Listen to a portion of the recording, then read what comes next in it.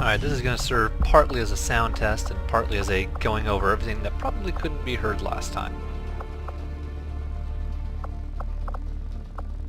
So to start, the mods I'm running are all the Long War mods. The Long War team made a really You've done a hell of a job keeping this ship together, Doctor. It's all we've got. XCOM Enemy Unknown. And I know the aliens aren't happy about losing one of their own. I doubt they thought anyone could get this heap airborne again. I'm more than happy to prove them wrong. Then, as soon as XCOM 2 came out, Long War team already had 2 mods out for it. One that added in SMGs, which do a little less damage than rifles, have a lower magazine size but increase your mobility, which is your number of squares you can move, and reduces your detection radius when you're in concealment mode. The other ones they added in was a thing for the Guerrilla Tactics School to add in officer training, and I think finally had one that added a Muton Commander. Since then, the Muton Commander one is now just an Alien Edition pack, which is why there were those drones that I did not recognize in the last mission. And they added in a laser weapon set, which falls in between the magnetic weapons, which is the first upgrade, and the plasma, which is the end game. And they took the original 4 classes, although 5 if you count psionics, but nobody really touches that too much. And they kind of split the Ranger from it into about 3 classes, and the Grenadier class into 2 classes. The Grenadier was a bit too... I don't know. It was a little too heavy for its own good.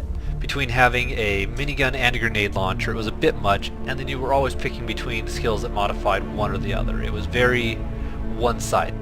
So they split that up into the Gunner and the Grenadier. Furthermore, they split the Ranger, which was very bipolar, into 3 different classes.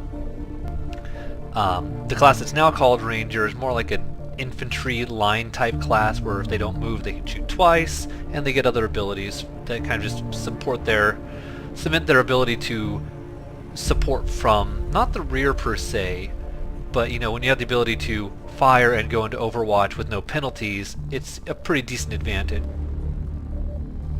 Then they turned him into the Shinobi and the Assault being very similar so far to the previous XCOM Assault, which focuses mostly on the shotgun and mobility, and still has the sword from the Ranger. And then the Shinobi, which focuses more on the, honestly, the stealth and the melee tree of the original Ranger. Because the original Ranger either went shotgun and stealth or pure sword, and mixing and matching didn't work too well for the most part. And then Sharpshooter originally was just either sniper or pistolier of sorts. This has been split up now to have a sharpshooter, a dedicated sharpshooter, a mobile sharpshooter, and a pistol tree down the middle.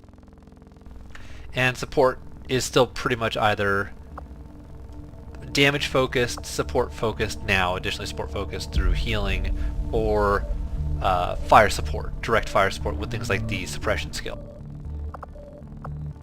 Anyway, let's take a look at everybody really quick. Since Justin is injured, we've added in Jan. As soon as I can increase the roster size up, I'll add in somebody else as well. Now for the last one, I went through their abilities really quick. So, as a Grenadier, I went for the heavy ordnance just because getting essentially a 3rd grenade out early on especially is useful. Steady weapon doesn't really help the Grenadier much, because steady weapon ends your turn if it's the first action you take. So you can't steady weapon and then shoot, which would probably make it a lot more useful.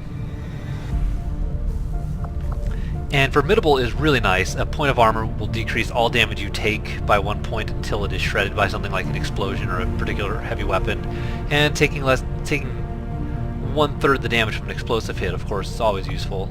Although typically aliens don't resort to explosives unless your cover level is sufficiently high that they don't have a decent shot at you. At least normally. Who knows what it'll be like now. For our MVP here, Jamie, 2 missions, 6 kills. Ridiculous. Way to go, Jamie. I decided to go more for the medic portion for now, because honestly, while combat protocol becomes much more useful now in Long War with all these little drones around, which I'll explain in a second, we are playing Iron Man, and I'd rather you jerks not die, so medical protocol it is for that. Medical protocol allows the little gremlin drone back there to, at long range, use the med kit. And in addition, if you have the med kit equipped, which he does, he'll have a second charge of it available. Suppression is nice, but we've already got that through the gunner when he's not injured, and an area at that. And combat protocol is 2 charges per mission, 2 damage to any target within anybody's line of sight, I think. It has a particularly long range, I think squad side effects. And it will do double damage to mechanical foes such as drones, turrets, etc. I typically take it just because 2 damage on an injured unit, that's a guaranteed kill, it's a nice way to put something out of the fight.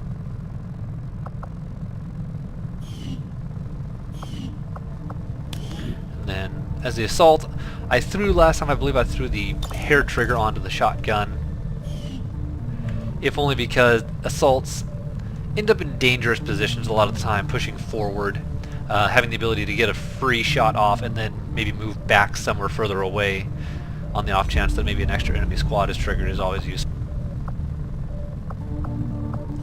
In addition, I think the only thing I get upgraded, so I get run gun off the bat, which is, what's the cooldown? 3 turn cooldown, the ability to take a double move and shoot or throw a grenade.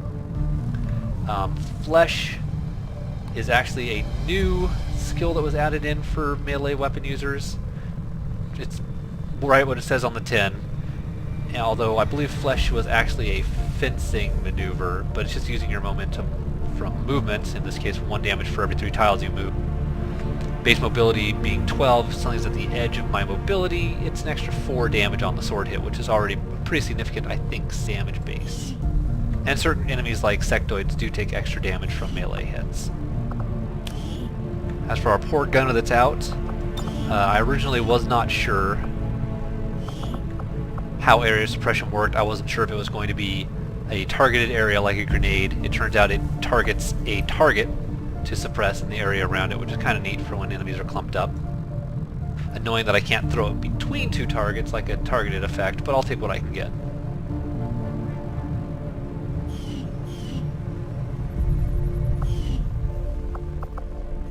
I'm going to cut this here really quick just to see if the sound is okay now, and we'll go from there.